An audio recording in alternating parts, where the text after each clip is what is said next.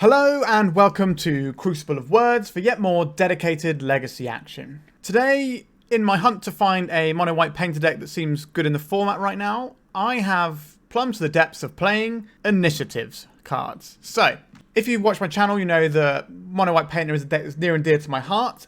Generally, the aim is to assemble Painter's Servant and Grindstone and get your opponent that way, with things like Mother of Runes as protection and Oswald Fiddlebender to sort of piece things together, with a backup beatdown plan of Urza Saga, and previous builds have had Stoneforge Mystic as a beatdown plan. This build is a little bit different, and let's just go through why this is a thing to jam together. So, Painter's Servant is a colorless combo, so you can basically put it into any deck, but what it really enjoys is ways of finding artifacts, so Urza Saga for example, as well as ways of accelerating your mana. So, we've got these Ancient Tombs and these Lotus Petals in an attempt to try and accelerate out our Painter Grindstone combo. Now, what we can also do with this, if we're accelerating things out in mono white, what are the best things to accelerate out? That's right, White Plume Adventurer and Seasoned Dungeoneer. These two cards are incredibly high on the power curve and can single-handedly win games, so why not play them? They seem a much stronger beatdown plan than the Stoneforge Mystic that we were playing before, and what they also do is with the dungeon that they go through. So if you're not familiar with the dungeon, the first one gets you a basic land, which is obviously going to be useful. We've got a lot of basics to find, and it means that we can keep deploying mana so that we're more likely to get a combo out. And then you can either pump your guys or scry, and then you can deal damage, you can goad something, you can get treasure, and then you can draw a card or make a 4/1 skeleton. But the final room lets you look at the top 10 cards of your library, and then you put a creature into play from them, put a load of counters on it, and it gains hexproof until the next turn. So if we're going through the room, we can look at the top 10 cards to find ourselves a painter. So normally, finding Painter's Servant is one of the things that you kind of need Oswald for. Like, Urza Saga's can get the Grindstone, so you effectively got 7 copies of Grindstone. So it's normally pretty easy to find Grindstone, to the point where some Painter decks are only running 1 or 2 Grindstones. So finding the Painter's Servant is always a little bit trickier, especially if your opponent's got Karakas to keep bouncing your Fiddlebender so you can never get the activated ability off. However, if you're going through the dungeon, if you get to the last room, you can just find your painter and just combo them out that way. So, and also your guy will have protection, so it will have hexproof. So it'll be a lot easier for you to actually activate your Grindstone without losing your Painter's Servant. So there is a little bit of synergy there in terms of the mana acceleration and the fact that the last dungeon does that. Also, the scrying can help you find your combo pieces. So it's not completely wild that these two things are jammed together, especially since it's just taking over the slots of the Stoneforge Mystics pretty much. We have 4 Mother of Runes in the deck and 3 Swords to Plowshares. Those numbers could be the other way around, but I think Mother of Runes is pretty decent right now. It protects your guys. It means that in combat you might be able to beat out the opposing initiative decks by blocking with your White Plume Adventure and such like, and it means that we can get the initiative back without having to go to combat, and maybe we can hold our initiative opponents off long enough that we can do the combo that goes over the top. We still have some of the cool painter stuff going on, don't get me wrong. We've got Crucible of Worlds, which we can get with the Oswald. We can sack a Canonist or a painter to find it. We could probably do with another Canonist in here, to be honest, to try and find this Crucible, so we're going to see how that plays out. Again, this is a new brew from me that I've not actually had a single game testing with, apart from just goldfishing a few opening hands to make sure it actually plays. Which means we've got some Wastelands. Now, because we're running these 4 Ancient Tombs, we've only really got room for 3 Wastelands, I think, here. I don't think we want to be going to the full 4. I think I'd rather have the additional white source. So we got 3 Wastelands to get back with Crucible, 4 as a Saga, 1 Eiganjo, which can go in the graveyard and we can get back, and then we have the Horizon Canopy, which can be a draw engine with the Crucible later on. So we've got some synergy that way, and it's nice to have like a thing to go up the curve to, and Crucible Worlds plus Urza Saga is kind of game over for a lot of matchups. Like the control decks really struggle with that, but I imagine our control matchup here, like normally White Painter's control matchup is pretty reasonable. I think with the Crucible of Worlds, it's going to be, sorry, not with the Crucible of Worlds, with the Adventure guys, it should be more or less a buy, because these cards are very strong in their own right and require a lot of resources from your opponent to deal with, and then we also have the other stuff we're doing anyway. And the Mother of Runes can protect our guys, and we should be better in the sort of grindier matchups, with like the sort of the fairer combat-based ones, because we've got the best creatures at doing combat basically in the game right now. So that should hopefully be good. If you haven't seen these decks before as well, we've got a few little targets for Oswald Fiddlebender. Portable holes, so we can sack our Ancient Dens, we can sack our Lotus Petals, and we can sack our Urza Saga tokens to go and find 1-drops, which can be Portable Hole, which is just a nice answer to things. The Grindstones, which we need to win, a Pithing Needle, a Shadowspear, and a Soul Guide Lantern. These are also Urza Saga targets. So there's a reasonable amount of synergy and search in this deck, so I think it should actually be quite good the way it comes together. But again, I won't know until I play it, so let's see. We don't have the City of Traitors or the Chrome Moxes that the regular initiative decks do. So we are not quite as fast as them, but we have this whole other plan that we're doing here that should be, you know, well, it is a good plan. It just wins you the game, right? So we'll see how this all plans out. Sideboard-wise, we've got a lot of specific targeted hate here. So we've got 4 ley lines because the matchups we're going to lose are things where they come in underneath what we can do. As a mono-white deck, that's quite often the case. So the ley line just means that graveyard decks can't get us on turn 1. Things like Oops or Spells and Reanimator, we can just put this down and kind of sit on this a little bit, and that should buy us enough time to either win with the Adventurers or we can combo off. We have 3 Deafening Silence for the Storm matchups. We have 1 Canonist for Storm, but also for Elves, which is a lot popular now. I said earlier I'd quite like another Canonist in the main. I couldn't quite work out where to fit it, whether or not I should be cutting a Mother of Runes for it maybe, which is certainly an option. We can even do that now, possibly, putting this one in and cutting a Mother. How do I feel about that as a play? I think we should just run the deck as is, rather than making any last-minute changes. But that is definitely a consideration you can have. And you have the Mother that you bring in for like control matchups and stuff. Anyway, we got 2 Spirit of the Labyrinth, which is mainly for Doomsday, which is very, very good against Mono-White Painter, to be honest. It's very hard to beat that. But Spirit of the Labyrinth is a very good card against it, and it's got a lot of other text. Well, it's got a lot of uses in other matchups because of the text on it. Things like Brainstorm and Sylvan Libraries, stuff like that. We can really mess with our opponent's draw engines. So hopefully the Spirit of the Labyrinth can do some work there. One that you don't see very often that I thought I'd give it a go. It gets talked about on the Painters Discord every now and then. And this is Dust to Dust. So it's 1 white, exile 2 artifacts. So it's kind of like the white Force of Vigor. We can't cast it for free, but we can cast it for 3, which is pretty reasonable. And it's a nice 2 for 1. So we're going to give this a try today. And we've also got these 2 March of Otherworldly Lights, because sometimes you need to blow up some other permanents, enchantments and whatnot. Mainly artifacts in the current meta, but it's flexible, can kill Merit Lage tokens as well. And then we got a couple of just removal spells. So the 4th Swords and the additional pass, so we can have 5 just point and click removal spells if we need them. And that should hopefully tie the room together quite nicely. Now, I can't be quite sure how this is going to go, but the Painter's Servant combo with the Oswald backup is pretty strong in my experience, and obviously the initiative is one of the most powerful things you can be doing. So why not stack them together, and hopefully the synergy will tie it all nicely together. All right. That's us done with the deck tech. So just before we jump into the league, like, comment, subscribe. These are 3 things you can do that cost you nothing and really help me out. And if you know anyone who's interested in Legacy, by all means, share my content with them. I need to get 1,000 subscribers before I can start getting a bit of money back off this. So if you can help me do that, I would be grateful. All right, let's jump into a league with Dungeon Painter. Our opponent's mulligan to 6. We're on the draw. We have a turn 3 win if we go Grindstone, Painter, and then activate. And if that fails, we can then just go into the Undercity. So I think this is a keep. Urza's Bauble. So this is most likely going to be 8 cast. A Vault of Whispers. That's an unusual one to see. And a Duress. So we're going to lose our Grindstone. So our ability to do the Grindstone play is off now. Does our opponent have any more plays to follow that up with, though? Doesn't look like it. So we have the option of wastelanding our opponent here. We've drawn a Plow. I think I'm just going to wasteland our opponent here. Like, our opponent mulliganed. They've used the Duress. If they crack this Bauble, it's going to impact their Metalcrafter count. Their amount. The fact they didn't crack the Bauble in our turn straight away makes me assume that our opponent is looking to try and assemble Metalcraft for Emery. So I think it's right to wasteland there. An Ancient Tomb. Sure. Kind of a nothing there. I don't think our opponent's going to be playing Wastelands. So I'm going to play out this Karakas in case we have a Sai or something on the other side of the battlefield and we can bounce it. We could play out the Plains and hold up a Plow, but this is the way that can't be countered that can get rid of a Sai. Okay, our opponent didn't play anything that turn. Not even a land. So that's good news for us. So we're just going to play this one out. And we're going to name white to make our opponent think that we have a Solitude. Now it's our opponent's turn. A Lotus Petal. Dark Ritual. Okay.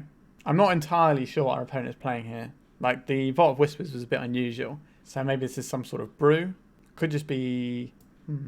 Could be like the mono-black Khan deck. Lion's Eye Diamond. Okay, so we're looking more towards like a Turbo Ad Nauseam style deck here. So this Storm Counter is going to take them up. So they can go and get Ad Nauseam here and put an Ad Nauseam on the stack with mana floating. Yep, so we're probably dead. The fact that we lasted this many turns is interesting. Get to see a decent chunk of their deck though. Burning Wish. Okay, I think Tony Scapone was playing a Turbo Ad Nauseam list like this to some success recently. So I think that's probably what we're looking at here. So they do need... They got the Dark Ritual. They got Chrome Mox. They got Lotus Petal. Yeah, this is easily enough to kill us. Sure. So there's the Lotus Petal. We just heal through this turn. Duress. Yep, they're going to see our Swords to Plowshares and see another creature. I don't mind them seeing this. Is there anything... Our opponent's deck doesn't really look like it's going to be running Past and Flames necessarily, because of the amount of artifact mana it's got. I think our opponent's more likely to have Grim Monolith in their deck than the Past and Flames. Right, so we got all these. We know they have a Tendrils in hand. They just aim at our face. There we go. Yeah, we just concede there. Sure. So this is a matchup where we want our Deafening Silences and we want our extra Canonist. The Spirit of the Labyrinth doesn't really impact them because it can stop Peer into the Abyss, which is going to be in their deck. But that's about it. However, it also does have 3 power and comes down super early. So that's something to think about. The Saga Lantern might have text. The Pithing Needle hits Witchclaw Talismans, that's fine. I don't think we need a Crucible of Worlds in this game. We're not going to be needing our Source to Plowshares. So these come out. Some more creatures that beat down early might be useful. So we could be looking at boarding in these guys. I don't think the Leyline is going to help too much here. The Portable Hole is fine. We could be running some Marches in case they play out cards from their hand. But if we're locking them in underneath these things, that might actually be good. So maybe we're looking at having these. So maybe these instead of Mother of Runes. And then cut the last Mother of Runes for a Spirit. Something along these lines. Is there any other tweaks and changes we can do? We kind of want to keep our aggressive stuff in. We're just trying to clock them quickly. Do we need a Shadowspear? I don't think we need a Shadowspear. The only time that might come in handy is if we're facing down lots of goblins. But we'd have to get that in online so quickly for it to be useful. But it might be nice as an option to still have. The Karakas might be useful for a Burgie, so I don't think we can cut a land. Do I think Saga Lantern has text in this matchup is the question. Like, they might have a Past and Flame. I don't think they have Past and Flame. Certainly not enough to justify boarding in ley lines. I think we're just going to run with this rather than trying to get in the other Spirit. Or we could maybe we take out... So the Fiddlebender can find us a Canonist is the thing here. So maybe it's worth keeping the Fiddlebender in just because if we get a turn, we get a Canonist. Maybe the Seasoned Dungeoneer, because it's a 4-drop, will slow that down and just put in a Spirit because it comes down earlier. If we reduce our opponent's life total, it means they're ad nauseams or worse. So what does this hand do? This stops Wishclaw Talisman.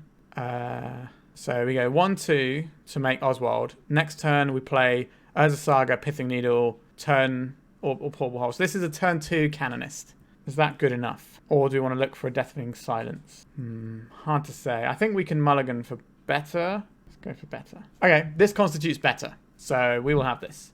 We probably don't need... I don't think this is a Grindstone game. We don't necessarily... Do we need 2 Spirit of the Labyrinths? The way we're trying to curve out, this Grindstone isn't going to be very good, I don't think. I think we're just going to curve out into Oswald and stuff. I'm sorry, not Oswald. Spirit. So we're duress-proof as well now. And then we're just going to make a 3-power guy into a 3-power guy. Like, again, these don't stop a lot of what our opponent's doing. Interesting, a Saga. Oh, okay, the March of the World Lights will be pretty good here. For 1 mana, you can blow up a Saga. Okay, Horizon Canopy, we don't care about that right now. I think we are on the... If we play the Oswald and we draw a 1-drop artifact, we can get Canonist next turn. We already have the Deafening Silence though, which is going to be very hard for a black-red deck to remove. So I think we just play out the Spirit here. Like, they need an Ancient Tomb if they want to make some Urza Saga token. Okay, so they got 2 artifacts, so they can still make an Urza Saga token with these 2 lands, with this and this. And their Urza Saga is going to be bigger than our 3-1. Seasoned Dungeoneer. That's a pretty good one for later on. So if we attack with this, they can make a token, and it'll be 1, 2, 3, 4. So it'll be bigger than our Spirit of the Labyrinth. So I think this turn we're just making an Oswald, so we have the chance next turn to go and get Canonist, perhaps. And then if we draw a land, we can play Seasoned Dungeoneer, and then we can just do this. So this creature type is a Spirit, so it won't get the Explore from this. And this guy is an Artificer, so it won't get the Explore trigger from this. So this will be basically pumping itself. But we'll get the initiative soon. That's the plan, at least. So this is like a backup plan of Urza Saga Beatdown for when people board in this sort of stuff, which means you're probably going to want some amount of March of Other Really Lights and maybe even the Dust to Dust. So this is probably going to get a Pithing Needle naming Oswald, I would imagine. But it could just be a Shadowspear and they're just going to go for that sort of race, which might just beat us, to be fair. We've kind of got the Storm side covered, but the Saga Duke is looking pretty strong right now. And again, if we can put a Seasoned Dungeoneer into play, we might just be able to ride that to victory. Okay, so our opponent got a Haywire Might here, which is some interesting tech to get rid of our Deafening Silence. And I've also got some massive guys here. So we're going to take the hit off this guy because I'd rather have a blocker for when we have the initiative, if we can get the initiative next turn. Okay, so we have a Plains. So I think the initiative is the best thing we can do. Jump into the dungeon. We get ourselves a Plains. And we are not attacking this turn. Now, our opponent can sack this Haywire Might and then just go off next turn, perhaps. And there's not really a great amount we can do about that right now. If they attack with all their guys, we might have to put 2 guys under the bus to make sure we maintain the initiative and our life total, which isn't great, truth be told. These sorts of, like, low to the ground combo decks tend to be what is good, not only against white paper in general, but also one of the ways of beating initiative. So things like Reanimator and really fast storm decks tend to be what you want against them. Okay, so we've got some large lands here. We are unfortunately in chump block mode here. I suspect we're going to lose. We don't really have much in the way of dealing with these right now. We can get Portable Hole, which is obviously harder to find now. Our Oswald's gone, but we had to block there, I think. I don't think we can go to 2. All right, so stay in the Undercity. I think we have to Lost Well here and scry. Okay, so we have a March of Otherworldly Light. That's good. So we put this on the bottom of our library and put this on top. And we draw. And we play out this guy. And then I think we're in the situation of having to March of Otherworldly Light one of these guys away and then chump block the other one. And then we're kind of just hoping that the Undercity can get the work done for us. We might have to pop our Horizon Canopy as well. We can pop it in our opponent's turn so we can actually make sure we draw. A Wishclaw Talisman. That's a pretty good one. It's going to be difficult for our opponent to lose the game, to be honest. They've got some large gentlemen coming our way. Attacking with everything. Interesting. So this guy blocks here. This guy blocks here. So those are my blockers. So they're killing our Deafening Silence. So we're doing the only play that's really available to us right now, which is to stay alive by killing this. And we're going to lose our Deafening Silence. Our opponent's got 3 cards in hand. So there's a possibility they can go off this turn. It's whether or not they feel the need to. They have a lot of life here, so they should be fine. So they can go and get Wishclaw Talisman. They can go and get Ad Nauseam for this. And they've got 22 life to work with. So we're almost certainly dead. I'm not even sure if our opponent can miss here. But I guess we'll find out in a second. Infernal Tutor. They could do Peer into the Abyss if they've got it in their deck right now. Okay, they're just doing the deterministic line here with Infernals, Tendrils. Alright, so I wouldn't expect to win that matchup usually. The Duke into the Urza Saga plan was very strong against us as well there. It's because we kind of had our sort of like dirtly anti-storm stuff instead of any removal, which meant our guys had to start going under the bus. But the Saga for the Haywire Might as an answer to, in a black-red deck, being able to answer enchantments is very strong there, and I really like that tech, so looking forward to seeing more of this deck. Actually seems pretty cool. Alright, let's go to round 2. So this hand has a turn 3 kill, so I think we're going to keep it. If we need to, we can throw out a Horizon Canopy or a Wasteland, but not both. If this plays a Chalice, that's going to be annoying. Okay, so it looks like we're probably playing against the initiative here. Oh, maybe not. Mox Opal, this is looking more like 8 cast. Urza Ball, yep, okay, so we're looking at 8 cast. Let's Sigh. So we have a choice of if we want to blow this up or we want to just go for the turn 3 win. I think we probably blow this up, to be honest. And it's looking like it's going to buy us a lot of time. Sure, they didn't have anything for that. And that's like their only threats. They don't have a Saga just yet. Now they could obviously play one this turn, but it's not going to be ticking up just yet. And we can have a Wasteland for that if we draw another land. We just need 3 mana sources in total to deploy our win. And then 3 to activate it. Thought Monitor is a pretty good one. This isn't a threat though. It's just a bridging card to their like late game really. Okay, so they're baubbling us now. They've seen the Ancient Tomb. Alrighty then. To us, what we got for us deck? We've got a Plains. So if we play out the Ancient Tomb now, let's try and play out a Painter's Servant, I think.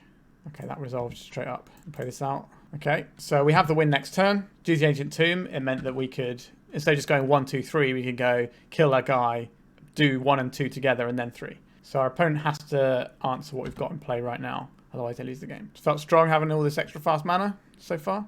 Pithing Needle. So this is going to name Grindstone. So this is going to make things a little bit more challenging for us. So we're looking at Portable Hole as our way of getting ahead. Okay, so we're going to need to Oswald into Portable Hole. So we can't actually draw the Portable Hole now. Interesting. We have the Wasteland for the Urza Saga though. Problem is the initiative is going to be a little bit bad against a flying guy, but we'll see how we go. This is a pretty good draw for us, I think. So we can Wasteland the Saga. We can cast Dungeoneer. Get ourselves a basic Plains. And then we're attacking for 1. So we've both been Ancient Tombing ourselves, which is a little bit awkward, but we can get there. So next turn, we can play the Dungeoneer, and that's going to dramatically increase our clock. They might have 1 island in their deck, so them getting the initiative here isn't too much of a big deal. The fact that we can't really block the flyer is definitely giving us pause for thought, though. But the amount of power that we're going to stack up onto our creature is a lot. It's an Otawara. Otawara on White Plume Adventure is going to be... Okay, this is Kappa Cannoneer. So this is a little on the awkward side for us. If they play an artifact next turn, which seems incredibly likely, they get to make this guy unblockable. So not the best. So we can play this out. We can play this out. This saves us 1 damage, which I think is worth doing. So we get 1, 2, 3, and then to white. So we get the initiative back, which then gives us the Forge. So if they play any artifact, they kill us. If we scry into... no, we just have to Forge our guy here, don't we? make our guy big. Okay, so having as a Saga, that's not really going to be useful right yet. There's a protection from creatures, so it can swing away merrily. Our opponent gets to kill us, probably. Then naturally drawing that Pithing Needle was pretty good. We get to test out dust to dust, though. So our opponent is dead if they don't kill us this turn, I believe. Which should be relatively easy for them to do. Yeah, so they have the artifacts. This is unblockable. Sure, we're dead. All right, so these Ethersworn Canonists are bad and can get out. The Path and the Plow are decent here. The Spirit of the Labyrinth is decent, and these are all decent. The Lane of the Void can hit Emery, but I don't think we care enough about that situation. The Mother of Runes can help us get through blockers, but that's kind of what Seasoned Dungeoneer is supposed to be doing, so I don't think we actually want the Mothers here. I think all this stuff is just stronger for where we want to be. I like Crucible because we can wasteland our opponent into the dirt and help also get through that way. Pithing Needle can name Otawara, which is pretty reasonable. It can name Emery as well, so I think we keep these in. And then we're looking at cutting some of these other pieces. We got to fit 2 more cards in to get these going. Karakas is very good. Probably not cutting any lands here. Maybe we're trimming a Grindstone because we can find them, and then maybe an Oswald here. Or it probably should be a painter, actually. Let's trim it that way around. We could bring in Deafening Silence for this matchup, but it's a bit do-nothing if your opponent has a pretty good early turn anyway. So what does this hand do? This makes a turn to Oswald, and then can find us the combo that way. I think this is keepable. We can start out on Saga Lantern if we want to as well. Or we can start out on Shadowspear. I think we start out on the Saga Lantern. So basically, Deafening Silence is usually, if you have it on the play, it's okay. But if you draw it any other time, it's less good. Okay, so we've got one of these. We'll play this out. Try and bait a Force of Will with it. No Force of Will. I'll probably just let that go. Interesting. So they play this out turn 1, which means they have an Ancient Tomb to follow this up with. Or Artifact Mana to make a guy. Ancient Tomb is better. Okay, they had both. Cool.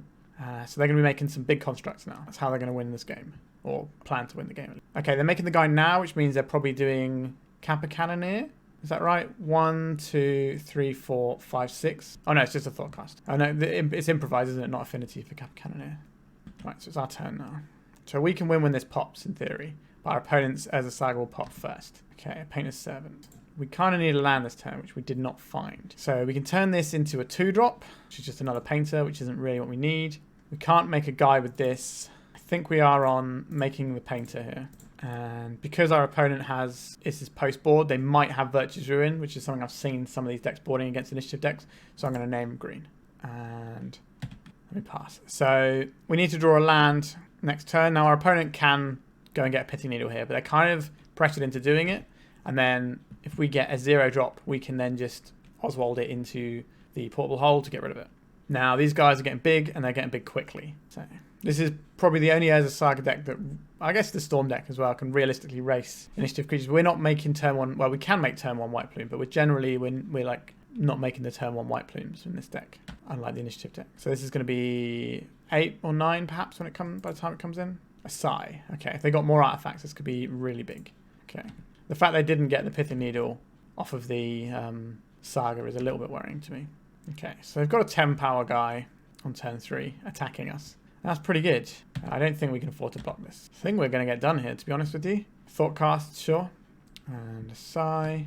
So they still need 1 more mana source if they want to cast the Otawara, but they could have Dismember. Yep. So they're going to have a lot of cards in hand. So once their engine starts ticking, it's just going to be burying us, as you can quite clearly see. They've seen a huge chunk of their deck, like a third of their deck, and they've got a lot of it in play. So we need a land this turn, or a mana source of some sort. Dismember. So they do have the Dismember on this guy. That's probably going to be the game. A Wasteland. Okay.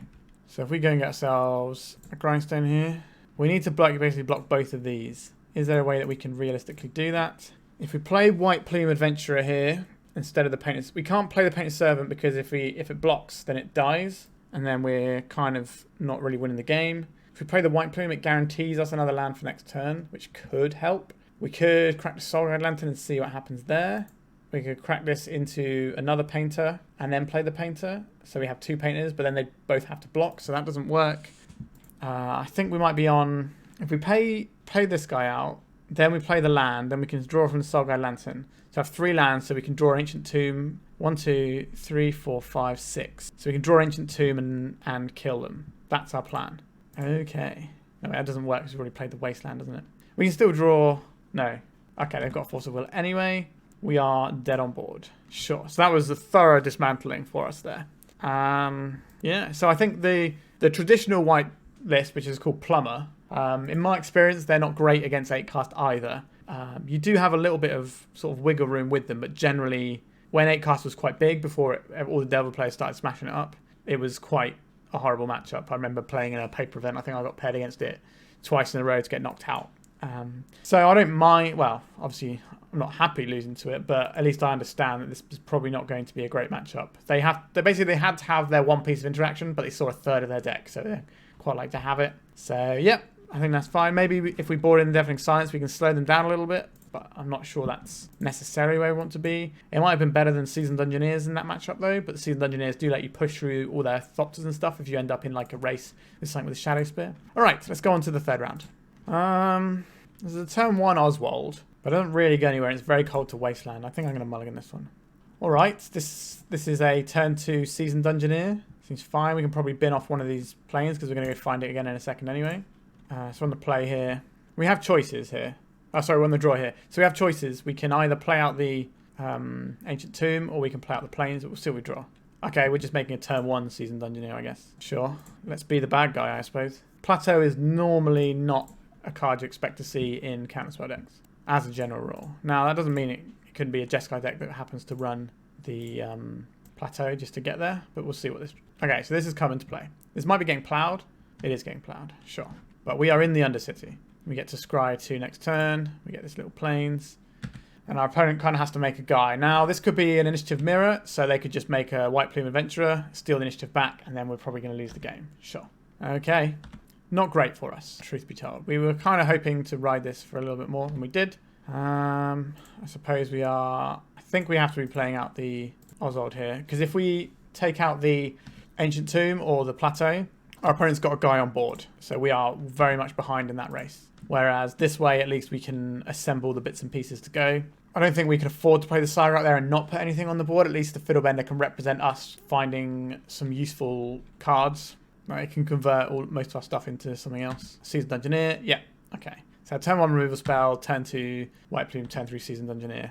Like, that's going to be beating most decks, so it's almost certainly going to be beating us. We're going to take 10 on this turn. There's not really much we can do about this. And then next turn, we take... Okay, we're taking another 6. So they're getting Caves of Chaos Adventurer, so they're going to get into the Throne of the Dead 3 next turn. And if it finds another Seasoned Dungeoneer, we can die that turn, I think. So... We've really got nothing here. I guess the best thing we can do is probably...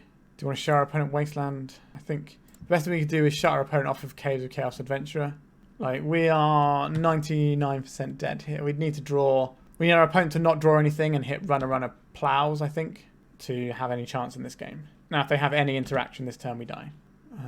Well, we might not die, I suppose, because we take game 2 here. So we go up to 10. So this has to flip a explore card. Oh, okay. Yeah, we can just... Oh, I guess they get to reveal 10 cards of their library, so we might see some interesting spice in there. Sure. They completed the dungeon on turn 4. So they are a Thalia build. Okay, sure. I'll take that information with me. Yeah, so absolute thorough crushing there that we couldn't really do much about. So we've got a couple more removal spells, and maybe the March for the World Lights to take out our opponent's like chalices and things. I actually like Crucible in this because Wasteland is one of the ways to attack these decks. The Saga Lantern and Pithing Needle I don't think are here. Like, they can do the Flicker enchantment, they can cycle that. I don't think it's worth leaving this in just for that. Canonist is no good either, which leaves us with one more cut. I like the Mother of Runes. The Portable Hole doesn't seem spectacular here. They haven't seen our Painted Servant stuff. They have seen the Oswald though. I think we cut an Oswald because they're a Karakas deck, and that all kind of lines up nicely. I'm always tempted to cut the other Oswald as well, just because I hate how bad Oswald feels against a Karakas deck. Like, if you play Oswald and your opponent has a Karakas in this matchup, the turn you spent playing Oswald is enough to cost you the game, usually. So maybe we should be boarding these out for Spirit of the Labyrinth. It's not great there, the old Spirit of the Labyrinth, but it is a guy that can attack into White Plume if they're casting it on 3. I think that might be better, just because I don't think we can afford the tempo hit from getting hit by a Karakas. So this is a turn 1 White Plume Adventurer. Now, we don't have any removal to back it up with, but this will get us the... Well, we do have the removal to back up with as long as this resolves, which it should do. because we're going to go and get ourselves a basic land here. So 1 white, white. We're going to get ourselves a basic. So this fixes our hand as well. That's how silly this card is. It fixes your mana issues the turn you play it. And then it also is a 5/5 vigilance guy. So we can kill one of their guys if they play one. We can also put Shadowspear and just make our guy large. Ancient Tomb. This feels like our opponent might be solituding us, but I think we have to go all in on this guy a little bit. We've got the Solitude here. They do have the Solitude. They always have this. Okay, so they got rid of this Plow for that as well. Okay, so we lose our white Plume and get this into play. I think we can play out one of these. It's probably the Grindstone here. Give our opponent something to think about, and also we want to get this in under a Chalice if possible. They probably shouldn't be running Chalice in this matchup, but they might be. Okay, so there's Cavern. So this is going to be a white Plume, and then they're going to get the... Oh, they chose Human. So this is going to be Loran of the Third Path. Sure. So they're going to hit our Urza's Saga. I think we have to plow this guy now. Let's path this guy now, so that if we can untap and draw an Ancient Tomb, we can get out ahead of them with a white Plume. Well, I'm pretty sure we're just dead, to be honest. Okay, so we can trap or arena. I guess we trap, and we get a card next turn. We also want to keep the guy off the board. So we did not draw a mana source. All right. Our opponent can play a Seasoned Dungeoneer this turn if they want to, and then we're probably dead. On the off chance they can't get the initiative, then we're okay. But we needed to make sure they didn't have a creature that could take it back, and we wanted to have the mana open to cast a spell if we drew one. We did not, and now we lose the game, as is the case with this deck. We're kind of in a rock and a hard place. If we don't kill that guy, they get the initiative back on their turn. If we do kill it, we ramp them into the other guy. So now this is a turn too late, I think. And then... how do we... I guess if this attacks and they don't play another guy, which seems unlikely to be honest, but if they don't play another guy, then we might be able to Shadowspear through and get the initiative, but I suspect they will not lose the initiative for the rest of this game and they will kill us in about 4 turns. If they play another Seasoned Dungeoneer, that's probably going to be 3 turns. Seasoned Dungeoneer, sure. Okay, so this will put us to 18. They could always goad our guy just to get the free kill here. Like, it's kind of like having diamond... Okay, they just had 2 guys here. So how much we take in this turn? So we have to draw the... that was an interesting play to me, I guess, because they don't get the extra card, but they at least accelerate themselves with Throwing the Dead 3. So we need to draw a Painted Servant, and we need to draw the mana to Grindstone our opponent out. Caves of Chaos Venture on top of our opponent's library. That's not great for us, as you can probably imagine. We can't block their guys because of the ability on this. We have Seasoned Dungeoneer we can't cast, so we are just dead. We needed to draw the Painter that turn, I think, and then the land the following turn to have a chance to win this game. All right, so far our experiment of smashing these 2 decks together is going very poorly. It's not exactly a problem to lose against the initiative, but we were kind of hoping that what we were doing would be useful. Maybe we could be playing the game in a different way, that we're stealing the initiative with these creatures instead of playing them out early. But their deck is just way more built around the initiative game, so we're never going to be able to win on that axis. So far, we're looking like a failed experiment. We've got 2 more rounds to go. Let's see how it pans out. So we're on the draw. I like keeping this hand on the draw. I probably wouldn't keep it on the play. We can start with a Mother of Runes, which is the first Mother of Runes we've seen all day, actually. So let's see how we go. Again, Wasteland is not going to be our friend. A Misty Rainforest. Are we going to play some like proper magic? Bit counter spells back and forth. Nope, our opponent's going to combo us with Doomsday. I see. I thought so. So probably losing our Mother of Runes or the Grindstone. I suppose they could take the Petal as our second mana source. But we've got 2 draw steps in our 29 mana sources deck to find another mana source. Okay, they did take the Petal. Interesting. So if they're casting a Thoughtseize off an Underground Sea, I'm going to put our opponent on combo. So I'm going to play our Grindstone out rather than our Mother of Runes here. Because this gives us a potential way of interacting with our opponent's Doomsday pile, if they make a Doomsday pile. Now, this could be like an Ad Nauseam Tendrils deck instead of the Doomsday I'm putting them on. But Doomsday is the most common Thoughtseize, Underground Sea, Thoughtseize, Brainstorm, Underground Sea deck. Especially if they're finding 2 Underground Seas here and a Ponder. I think I have the best percentage chance I play around my opponent being a Doomsday deck. They shuffle with their Ponder. Excellent. And we draw Plains. This can get us one of our Fiddlebenders. So we need to find a 1-drop artifact. What we can do is we can turn the Grindstone into a Painter and then turn the Ancient Den into a Grindstone. Now, we'll need Ancient Tomb or 2 more mana sources to make that a viable plan, but it's something that we can do. We might end up just playing the Mother of Runes next turn and attacking for 2, or we can go and turn... No, I don't think I want to turn the Grindstone into a Canonist. It can mess with our opponent, but I don't think it's worth doing enough. Okay, this could be Grixis Doomsday. Okay, so that ritual is probably going to be the Doomsday now. Cabal Ritual. Okay, maybe they are the epic ad nauseam tendrils. Okay, interesting. So we didn't have the opportunity to get the Canonist anyway, but sure.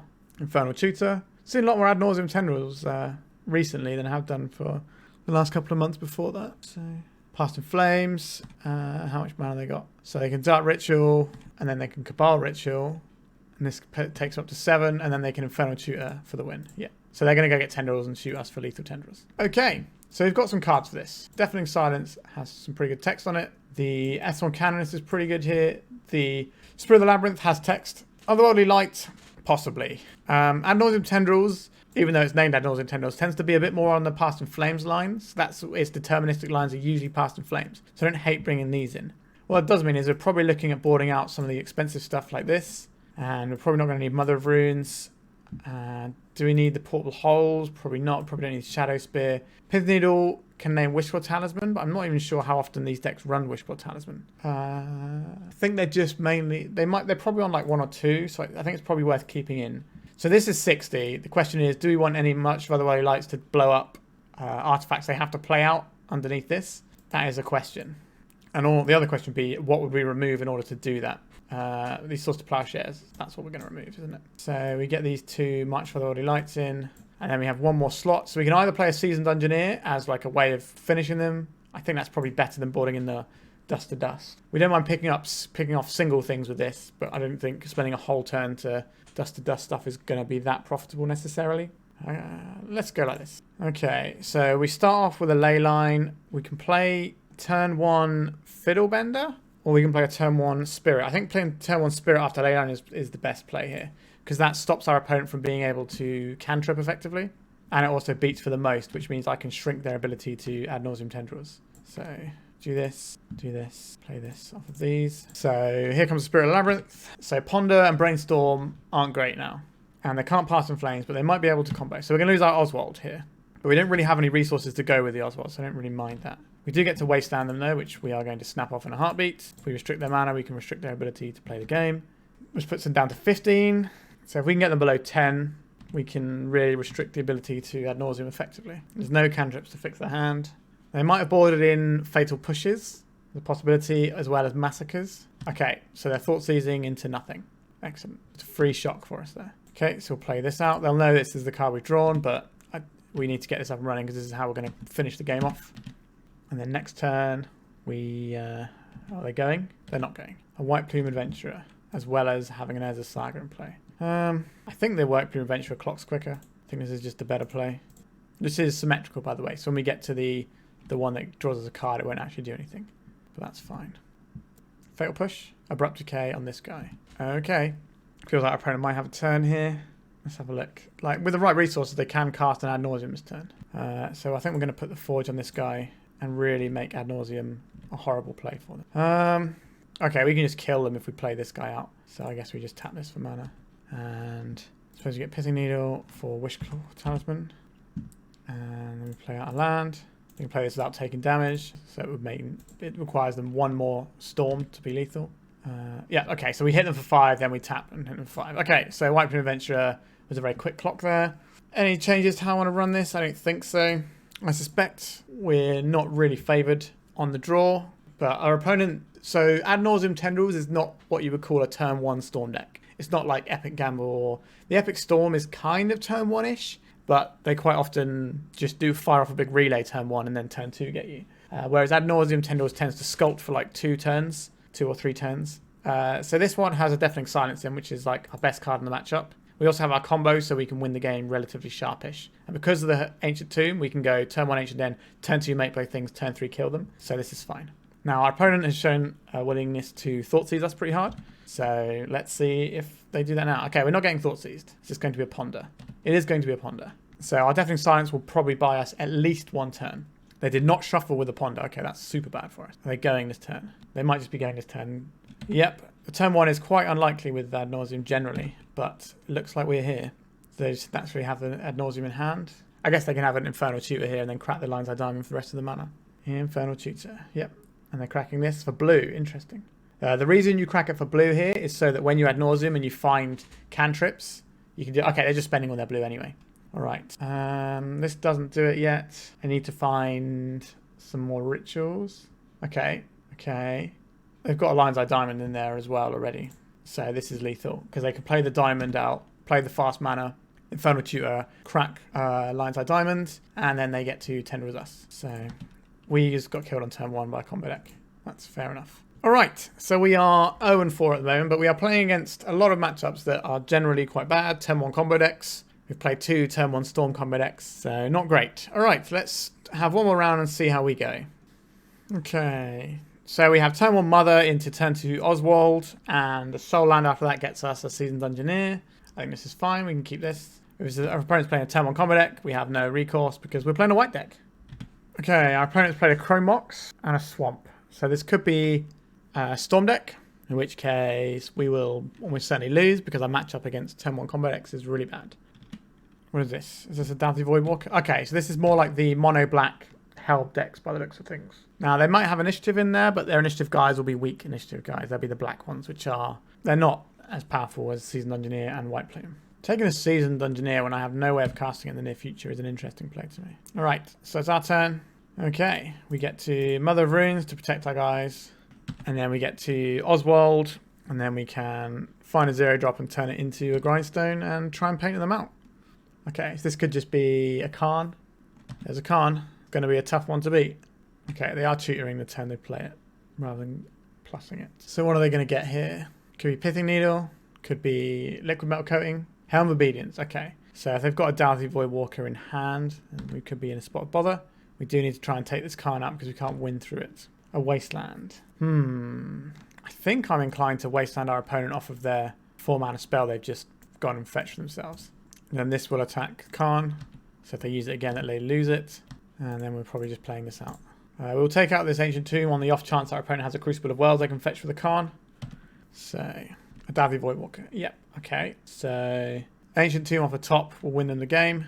We can swing at Khan this turn, but okay, just a plus on it, sure.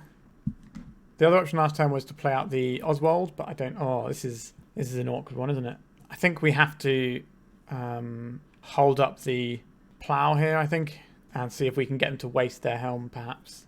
I guess we're still attacking the Khan. This has got Shadow, so we can't be blocked by it, and it can't be blocked. So annoying we can't get the Oswald out this turn, but if they have a Soul Land, we need to let that lie. End of turn, we can always hit this Doughty Voidwalker anyway. We've got an Ancient Tomb here. Sure. Get some damage here. Okay, so we'll snap this off end of turn so we can then play our Oswald. And there's a Saga. I like this one. This represents a win relatively soon. So I think we play out this guy, leave open our white mana. I think we're still attacking the Khan. Their removal is mostly going to be, what's it called? Like Sudden Edict type effects. Oh no, what we've done, we just played into Opposition Agent here, haven't we? Forgot about the Opposition Agent and now we're going to get punished by it. We've already gone to the block step though, so I think our opponent has it and has just passed one too many phases. Feels like our opponent's got an Opposition Agent there. I got lucky. That's probably our last attack with the Mother of Runes there. No, they didn't play it. Unless they're trying to cheese us with it. But we just won't play into it while they have the mana open, I don't think. We can just send the Oswald at the Khan with Mother of Runes to protect it. Yeah, this feels like what's happening here. A Doughty Voidwalk. Okay, so we know one of the cards in their hand. Now they could have Dark Ritual Opposition Agent as the last 2 cards in their hand, which will beat us if they have that, which is a bit annoying. So we can tinker this into a 2-drop, but that doesn't really achieve anything. We can play out our Painter this turn. So we can either turn our Soul Guide, that isn't doing anything right now, into a Painter, or we can make a Saga construct. I think we're supposed to tinker away here, aren't we? Okay, we'll get Painter this way, and then white. And then we can probably just play out this other guy. So our opponent hasn't played a land for a few turns. That might just be because they're trying to sandbag the soul lands, so we can't wasteland them. But I can't imagine that's the case. We have a choice now. We can either Mother of Runes attack the Khan. I think we just attack the Khan here. They definitely don't have Dark Ritual Opposition, otherwise you definitely snap it off when I Oswald. This Mother of Runes has just been a 1-1 for the most part, which is not ideal. So we can't block the Doughty Voidwalker. Sure. So we can't kill this just yet. Well, no, we can kill this, actually, can't we? Yeah. We have to get the Canonist to attack through. So this, we'll float the mana, I think. No, we have to make a token here because we're not going to be able to keep the mana around for long enough. So I think we're best off making a token here. And then we still get the Grindstone. They do have an Opposition Agent, I see. Sure. So they get a Grindstone here.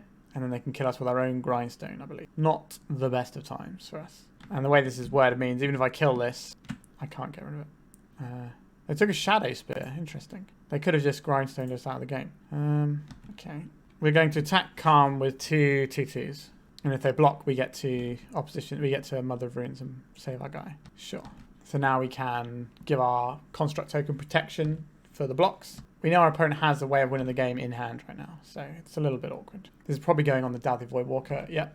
We don't actually care about our opponent's life total, but we need to be able to win the game before we care about our opponent's life total. So what we can do next turn is we can sack our Painter's Servant for Crucible, replay the Wasteland, and then play the Painter. And then the turn after we can sack the construct. Now if we draw a Ancient Tomb, we can just win this turn. Seasoned Dungeoneer. Okay. So what we have to do here is we sacrifice this. We could have sacrificed the Canonist, but we have another Painted Servant they're about to play in our hand. What am I doing? They've got Opposition Agent in play. What am I doing? So they get the Crucible here and then we probably lose the game. Oh my god, what am I playing at today? I think we can shame concede that one.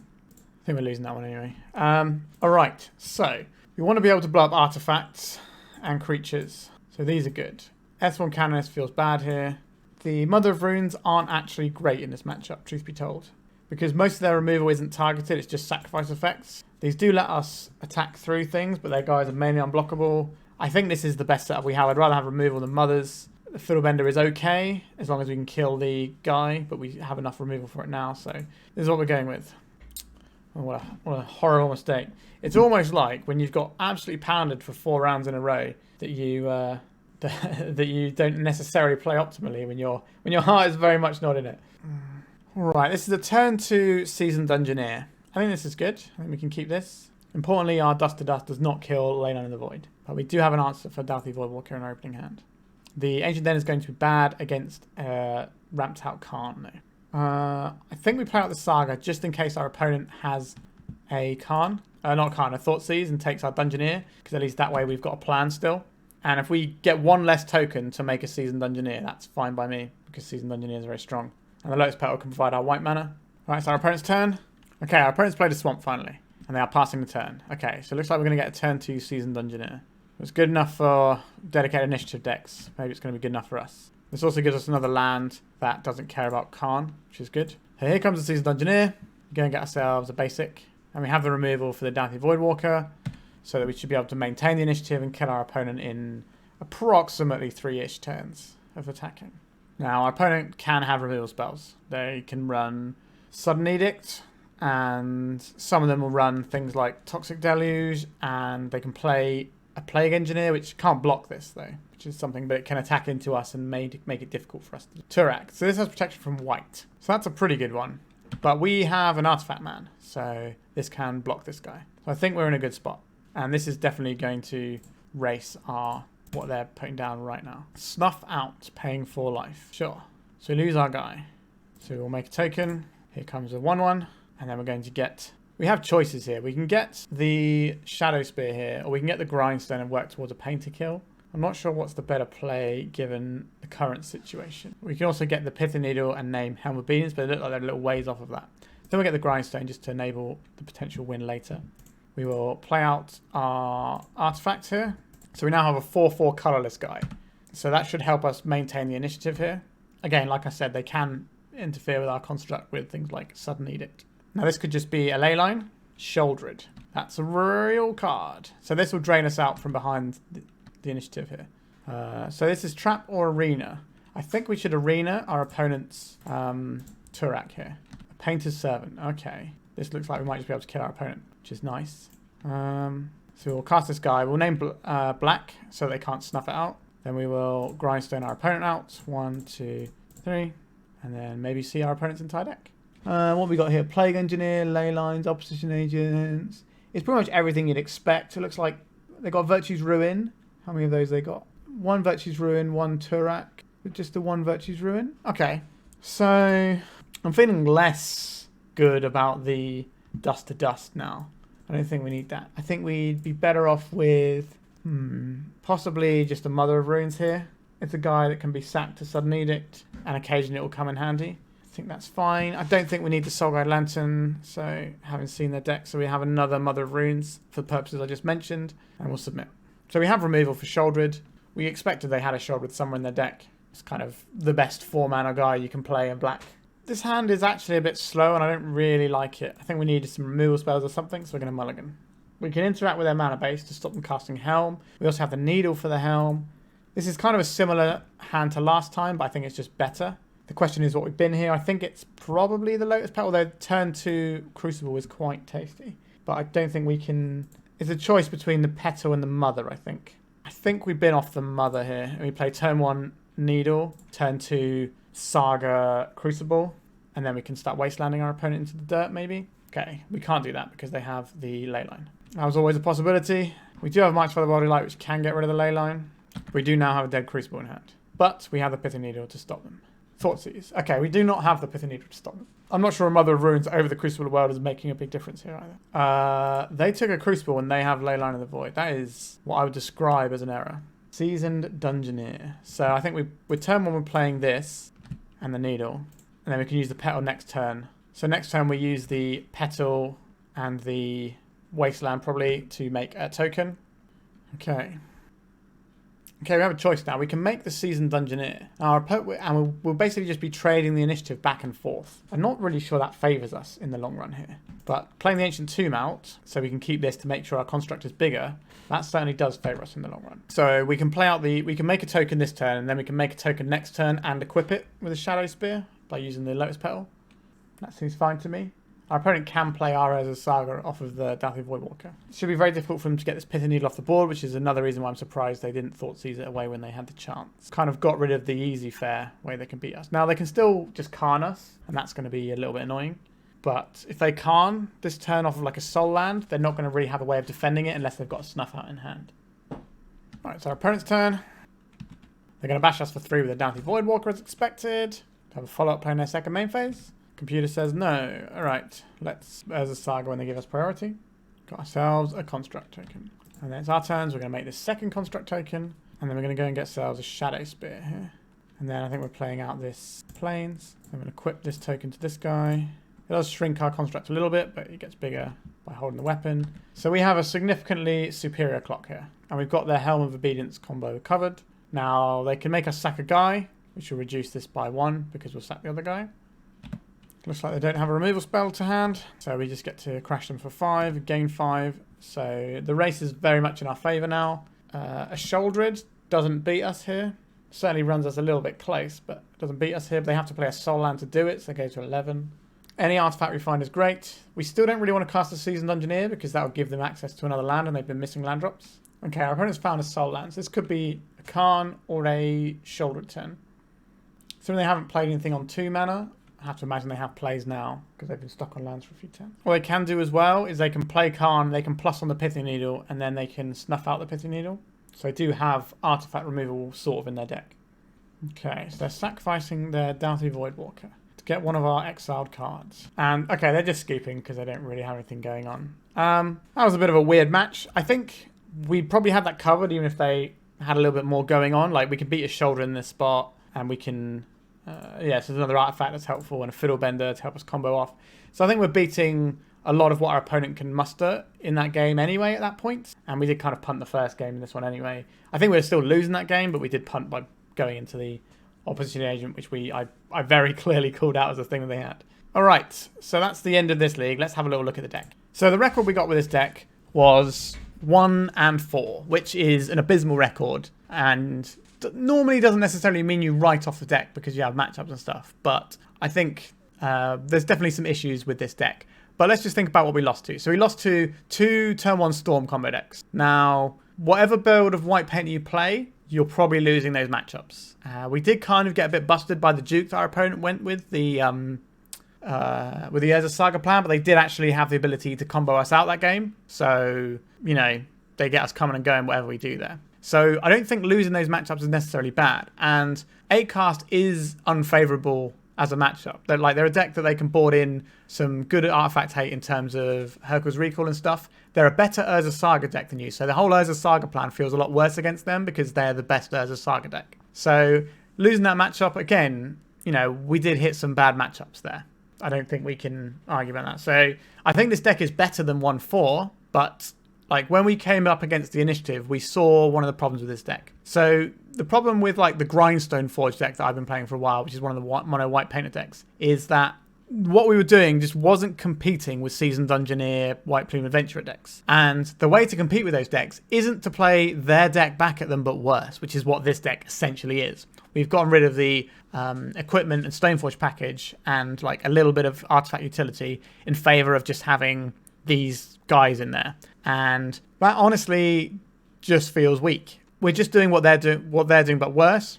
And that's not how you beat them. You beat them by comboing them out. That's another reason why we fought so many combo decks today, is because combo decks are one of the few ways you can actually try and beat the initiative. Because like the deck is very, very good. Like I think it is too good. Every league I play, I get more and more towards the, okay, we need bannings. And now I think I'm just solidly in the fact that we need the 8 white creatures banned. I just think they're too good now. And what it's done is it's narrowed the format. So you have Delver and Initiative are by far the best 2 decks in the format. And yes, you can play other stuff, but I don't really think it's great. Like you can play Painter, which is pretty good against the Initiative deck, but it's pretty miserable against, well, it's not miserable, but it's definitely unfavored against Delver. So it's kind of like you pick your poison really, but you just play one of the best 2 decks instead, and they are significantly better. I think looking forward, we probably need to be looking at White Plume Adventurer, Seasoned Dungeoneer, possibly Expressive Iteration and Murktide bans as well. Also, like decks like that mono black deck I played, they would normally be able to prey on the Delvers of the format by like stripping away their graveyard, muting their threats and doing loads of good stuff. That doesn't work because against Initiative, you've got these dead cards and you can't afford to have dead cards in a matchup where they can just stomp you out in like 3 turns. So I think there's a definite problem in the format. So we're trying to address that problem with this build, and it just isn't working. But there is some stuff that I would like to talk about in this deck that did feel good. So the Ancient Tombs. The fast mana gave us the ability to interact with our opponent and then deploy Painted Servant and Grindstone on turn 2 for a turn 3 combo. So it sped up our combo. So that side of what we were doing, like against Initiative as well, the being faster at doing our combo felt good.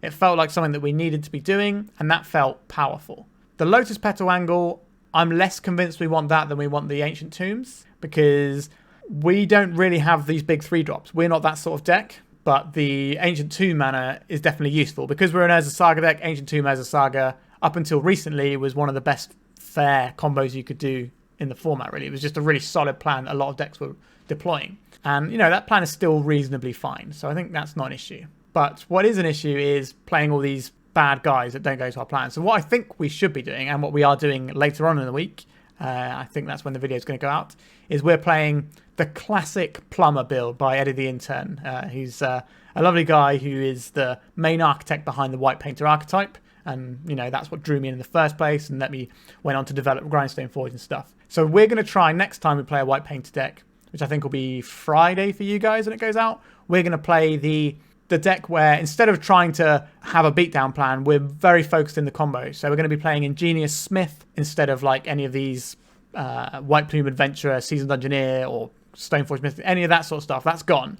And we're playing these little guys that dig us into our library, finding our combo pieces, and we also get to have more little pieces to interact with our opponent. Things like Hope of Girapa, which I'm actually a big fan of, and I've had a lot of success with that when I played that. So we're going to be going more towards that sort of build, and I know that he's been doing quite well with that build, and I think he's done a recent video with Lightwalker, and if you like Painted Servant decks, you should be watching Lightwalker's content. He's a very, very high-level Painter player, and also really fun to watch, so recommend that. But as for this list, we were testing this because it needed to be tested. Like, these are the best cards in White right now. We're playing White. Somebody at some point had to throw some play points into a league and work out if this was worth playing. And I've done that, and like these, if we come up against like control decks, then these would have been great. But control decks are being squeezed out of the meta. And the thing is, Mono White Painter is already good against control decks. Like, we're a Mother of Runes deck with loads of techie stuff and things like multiple Canonists in the other build that really slows your opponent's ability to deploy things. Esper Sentinel, so you get a load of value out of them. So it's already a deck that you kind of want to see against like the Hot Bants type decks anyway. So trying to play these, the question is, who are these for? in this deck. They're not helping you against the initiative because you're just a worse version of their deck if you have them, when you could try and attack on a different axis. They're good against control, but we don't need the help against control. They don't do anything against combo, really. Like, I guess a turn 1 White Plume Adventurer is a very fast threat, but that's not really going to do enough against these turn 1 combo decks or turn 2 combo decks. It's not going to kill them quick enough because we don't have the disruptive elements to go with it like the initiative deck does, where it has Thalias, it has Archons, and it has Chalices sometimes. So the question is, what is this for? Like, you don't need it for Delver because, you know, the White Painter deck is good against Delver. The things it's bad against are initiative. Well, the Grindstone Forge build, at least, is bad against initiative. It's bad against turn 1 combo decks. You know, it's bad against Doomsday, stuff like that. And this doesn't help in these matchups. So it doesn't help what the deck is struggling with. So why are we running them? The answer is we're not, and these are getting cut. And we're not playing the Dungeon Painter build again. But we did the test for science, and I hope you appreciate that. I know people in the Paint Discord are lovely human beings, and they'll no doubt appreciate me at least trying this. If someone ever has a weird Painter build in the Discord, I always try it because, you know, Painter and Dark Depths are my two sort of like go-to decks I like to play, really. So we've done the test, and it didn't work, but we did glean a little bit of information about these Ancient Tombs being good. So perhaps we could be looking forward to maybe a more traditional Painter build, but with the Ancient Tombs to speed us up a little bit. But then again, if we're casting like things like Ingenious Smith, Ethersworn Canonist, Fiddlebender, these things are bad to have with an Ancient Tomb because your Ancient Tomb is just going to hit you for 2, but you're only going to get 1 mana out of it, so it's not worth playing. So whether or not we actually can keep the Ancient Tombs in or not remains to be seen, but that's something that we're going to look at later in the week when we play the traditional Eddie the Intern Plumber build. All right, that's it for today. I hope you enjoyed the content and you at least saw, you know, the problems with some decks. You know, I'm not just playing decks that are well-rounded. I'm playing things that need testing, seeing different angles in the format, and I hope you appreciate that. And a good way to appreciate that, here we go. Like, comment, subscribe. Yes, I'm doing a plug.